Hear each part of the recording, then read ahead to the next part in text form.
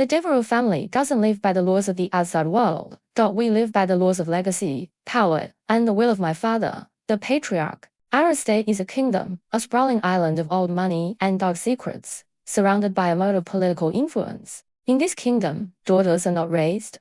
They are forged. We are assets to be polished, trained, and traded to fortify the dynasty. I was 17, and I was the next trade. The announcement came not with a question, but with a decree. We were in the grand library, the air thick with the scent of leather and my father's authority. Serafina, he said, his eyes not on me, but on a point in the distant future of his empire, you are to be engaged to Mr. Alistair Croft. The union will secure our expansion into global shipping. It is a great honor for our family. Alistair Croft, a shipping magnate in his 50s. A man whose name was whispered with a mixture of fear and disgust in the circles we moved in. A man who had buried two previous wives, both young, both beautiful, both dead before their 25th birthdays from convenient, tragic accidents. My mother, a woman who had long ago traded her own soul for the gilded cage she now managed, placed a cool, smooth hand on my shoulder. Her touch was not for comfort. It was to hold me in place. We will begin your preparations immediately, she said. You will make us proud. The preparations were a special kind of hell. It wasn't the crude violence of a bell dog, it was the refined cruelty of the elite. I was handed over to a team of tutors. Hours of grueling lessons in political theory, art history, and complex etiquette, designed not to educate, but to program me. A slip fork at dinner, a misidentified Renaissance painter, a full analysis of a trade agreement. Each failure was met with a cold, precise punishment. Public humiliation at the dinner table, where my father would dissect my inadequacies in front of the entire family. Or days of isolation in my room, a period of reflection to consider my unsuitability as a Devereux asset. The goal was to break my will, to sand down any rough edges of personality until I was a smooth, compliant gemstone, ready for setting. My only window to the outside world was my history tutor, a young, idealistic PhD student named Anya. She saw the truth behind the polished facade of our lives. She saw the fear in my eyes. The week before she was abruptly fired for being unsuitable, she did something impossibly brave. She left a tablet computer hidden in a hollowed-out history book. For your research, she'd whispered. That night, under the covers, a new world opened up. The tablet was a digital bomb. It was loaded with documentaries on women's rights movements, investigative reports on powerful, abusive dynasties, and legal thrillers about whistleblowers who brought down corrupt empires. For the first time, I learned about things like emancipation, restraining orders, and digital evidence trails. I learned that my gilded cage had bars, and those bars had names: coercion, abuse, conspiracy. The knowledge was a spark in the suffocating darkness. I decided to spread the fire. I invited my younger cousins, Alara and Maeve, to a book club in the conservatory. Ostensibly, we were reading Jane Austen. In reality, we were huddled over the tablet, devouring its forbidden knowledge. Our code was literary. Pride and prejudice became our shorthand for the family's arrogance. Sense and sensibility was our reminder to be careful. The book club became a secret cell of resistance. We weren't just reading.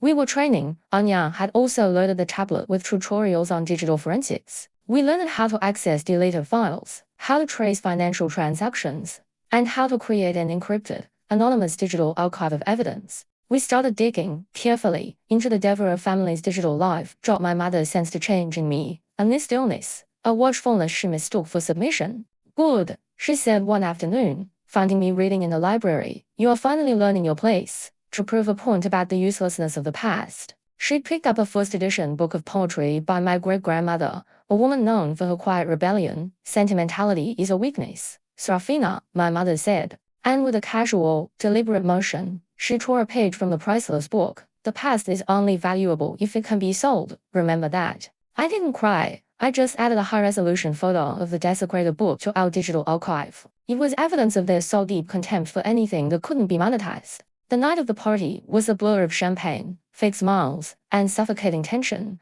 I wore a white dress, the perfect image of a blushing bride-to-be. Maeve, whose technical skills were prodigious, had excused herself to the AV room, claiming a migraine. Alara was positioned near a service exit, ready with our go bags. Anya, our brave tutor, was waiting in a car on a service road a mile away. My father took the stage, a massive screen behind him intended to display a slideshow of my carefully curated childhood photos. He raised a glass to an era of prosperity, to family, to legacy, and to this beautiful union between the houses of Devereux and Croft. As the guests supported, I caught Mave's eye across the room. I gave a single, almost imperceptible nod. On the screen behind my father, the image of me as a smiling child flickered and died. Jordan was replaced by a bank statement from one of Alistair Croft's offshore accounts. Then another document, an insurance payout for his dead wife. Then the email, the one where my father agreed to the transfer of the asset, me upon completion of the deal. A confused murmur rippled through the crowd. My father's smile froze, his face draining of color. He turned,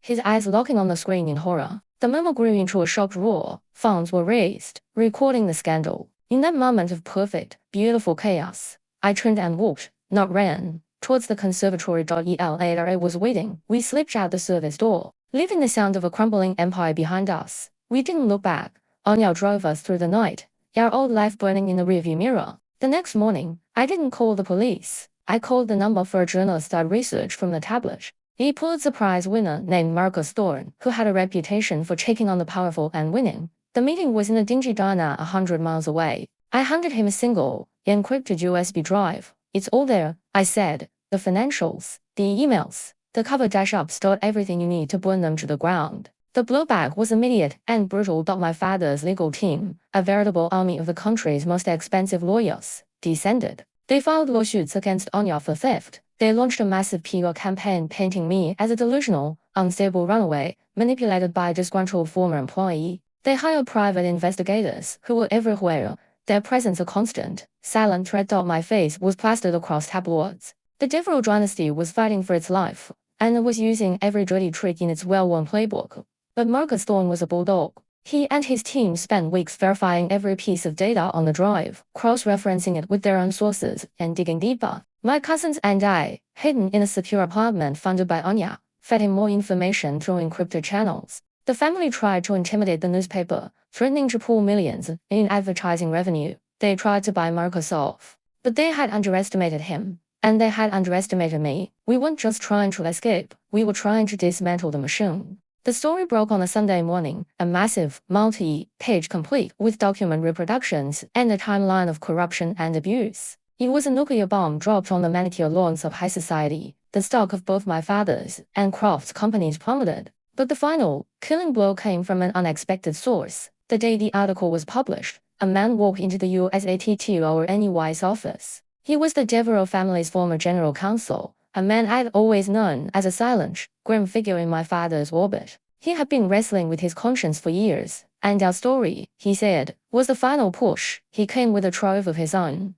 internal memos, sworn affidavits, and a detailed record of the payoffs and cover-ups surrounding the deaths of Alistair Croft's wives. He was their whistleblower. That was the end. Federal investigations were launched. My father and Alistair Croft were arrested. The carefully constructed empire, built on the bonds of women like me, began to crumble under the weight of its own corruption. Months later, I sat in a small, sunny apartment, watching the news report on the seizure of my family's assets. Alara and Maeve were with me. My life was my own, quiet and saved on my phone. It was an encrypted message, read through a secure server we had set up. The message was from another cousin, one still trapped inside the ruins of the estate. The message was short. He's making a deal. Using another daughter. Can you help? I looked at my cousins. Their faces said with a familiar determination. The fight wasn't over. Jordan was just entering a new phase. I opened my laptop and began to type. I was no longer an asset to be traded. I was the architect of their downfall, and my work was just beginning.